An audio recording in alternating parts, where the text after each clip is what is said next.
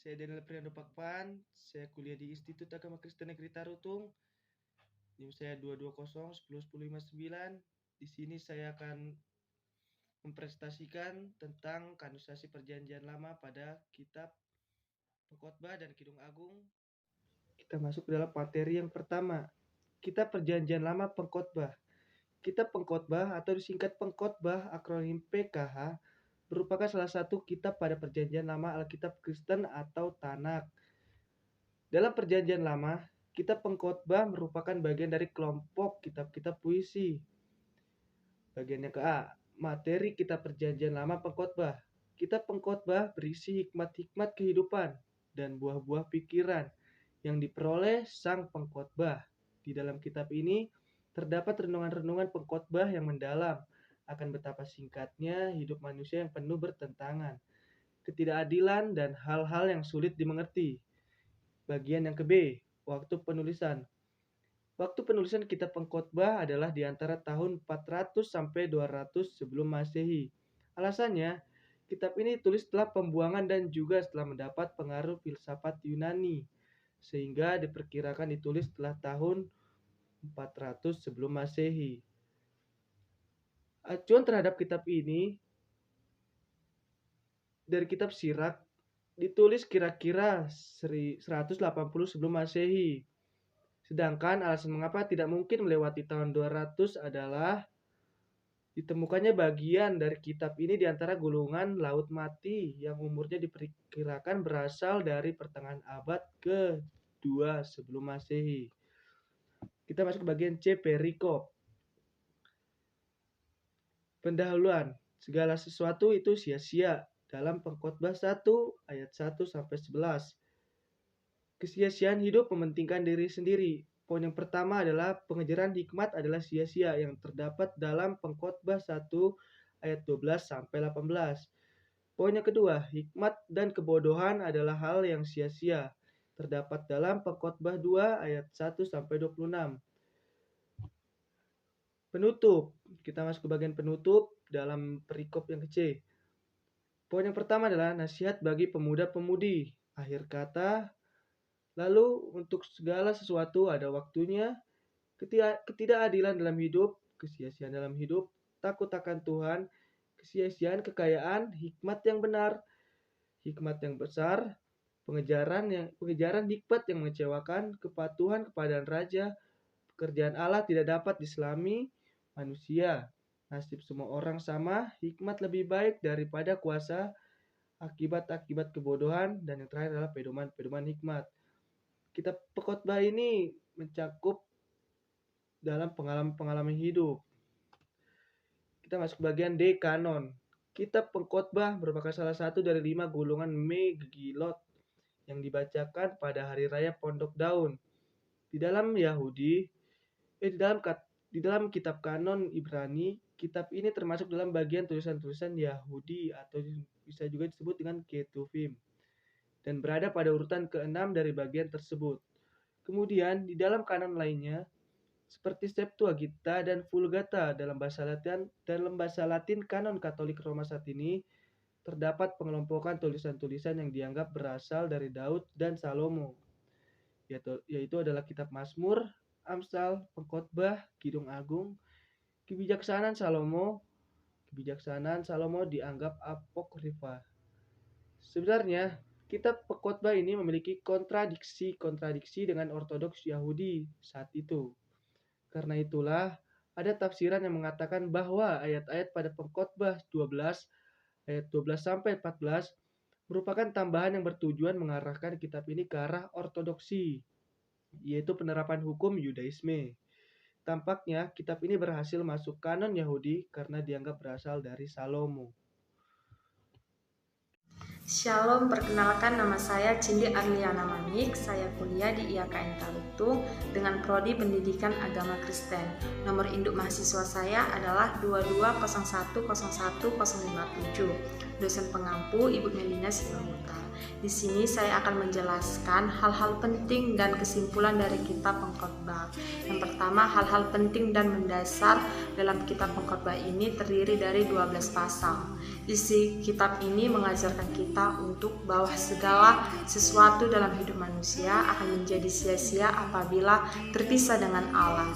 Yang pertama, Pengkhotbah 1 ayat 1 sampai 2 mengajarkan kita untuk kehidupan yang baik. Yang kedua, Pengkhotbah 3 ayat 1 sampai 6 mengajarkan kita peranan Tuhan dalam hidup manusia. Yang ketiga, Pengkhotbah 7 ayat 1 sampai 12 mengajarkan kita untuk berbuat baik. Yang keempat, menasihati manusia untuk mematuhi perintah-perintah Allah. Yang kelima, nasib manusia tidak akan berubah, namun dituntut untuk bekerja dan rajin.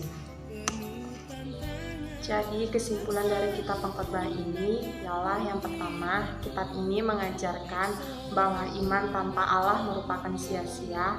Yang kedua, mengajarkan bahwa kebahagiaan bisa sempurna jikalau dengan iman kepada Allah. Yang ketiga, kebahagiaan, kesusahan yang dialami manusia mempunyai waktu dan perubahan sendiri. Yang keempat, mengajarkan bahwa di dunia keadilan tidak ada yang sejati. Yang kelima, mengajarkan bahwa pengetahuan tanpa iman merupakan sia-sia. Shalom, perkenalkan nama saya Aiwan Duta Galung. Nomor induk mahasiswa saya 2201053. Prodi saya Pendidikan Agama Kristen. Di video ini saya akan menjelaskan tentang Kitab Perjanjian Lama. Terima kasih. Perjanjian Lama. Kitab Perjanjian Lama Kidung Agung. Kitab Kidung Agung atau disingkat Kidung Agung akronim KID merupakan salah satu kitab pada Perjanjian Lama Alkitab Kristen dan Tanakh atau Alkitab Ibrani. Dalam Perjanjian Lama, Kitab Kidung Agung merupakan salah satu kitab menjadi kitab terakhir bagi kanon Alkitab Protestan. Dalam kelompok kitab-kitab puisi, sedangkan pada Alkitab Ibrani, kitab ini disebut gulungan Shir Hasirim, mengilat Shir Hasirim, dan merupakan bagian dari kelompok Ketubim, atau lebih tepatnya, merupakan salah satu dari 5 gulungan, sehingga arti yang dimaksud oleh nama ini kurang lebih seperti kidung dari segala kidung, maha kidung, atau kidung agung. A. Materi Kitab Perjanjian Lama Pengkhotbah. Kitab Kidung Agung singkatannya merupakan kumpulan syair-syair cinta. Dalam kitab ini, mempelai laki-laki dan mempelai perempuan yang sedang mencintai satu sama lain merupakan tokoh utamanya. Mereka menceritakan tentang kisah cinta mereka, misalnya tentang kekaguman mereka terhadap pasangan satu sama lain, kerinduan yang sangat kepada pasangan mereka, kisah pertemuan mereka, dan lain-lain. Kitab ini sama sekali tidak menyebutkan hal-hal mengenai hukum Taurat, perjanjian Israel, ataupun ketuhanan. Bahkan kitab ini merupakan satu-satunya kitab selain kitab Ester yang sama sekali tidak menyebutkan nama Allah sekalipun. Kitab ini juga tidak mengandung kata-kata hikmah seperti dalam kitab Amsal atau Pengkhotbah. A. Penulis. Kitab Perjanjian Lama ini dinyatakan merupakan salah satu karya Raja Salomo, sesuai kata-kata pembuka Kidung Agung dari Salomo atau TB pada ayat pertama kitab ini, serta menyebutkan nama sebanyak 5 kali pada Pengkhotbah ayat 3, ayat 7, 9, 11, dan Pengkhotbah 8 ayat 11, 12. Oleh karena itu, kitab ini juga sering dirujuk sebagai Kidung Salomo. B. Waktu penulis. Waktu penulis sulit memastikan soal waktu penulisannya, tetapi penyuntingan dapat dipastikan sesudah Salomo, yaitu zaman Nehemia, kurang lebih 350 sebelum Masehi. Sebab ada pengaruh bahasa Aram. Menurut pendapat Sekovriet, kitab ini ditulis pada masa Persia, atau lebih tepatnya antara masa Nehemia dan tahun 350 sebelum Masehi. C. Tempat penulis. Latar kisah ini terletak di Kerajaan Utara pada masa awal perpecahan kerajaan. Bukti sastra, sejarah, dan linguistik menunjukkan bahwa tempat penulisan kitab di Kerajaan Utara. D. Perikop tertulis dalam Kidung Agung 1 ayat 1. Kedua mempelai yang saling membutuhkan. 1. Mempelai perempuan dan putri-putri Yerusalem. 2. Mempelai laki-laki dan mempelai perempuan puji-memuji. 3. Di pintu mempelai perempuan. 4. Impian mempelai perempuan. 2. Hari pernikahan. 1. Iring-iringan mempelai. 2. Mempelai laki-laki memuji mempelai perempuan. 3. Kedua mempelai saling menyapa. 3. Pujian antar mempelai. 1. Kerinduan mempelai perempuan. 2. Mempelai perempuan memuji mempelai laki-laki di hadapan putri-putri Yerusalem. 3. Mempelai laki-laki memuji mempelai perempuan. 4. Kenikmatan cinta. 4.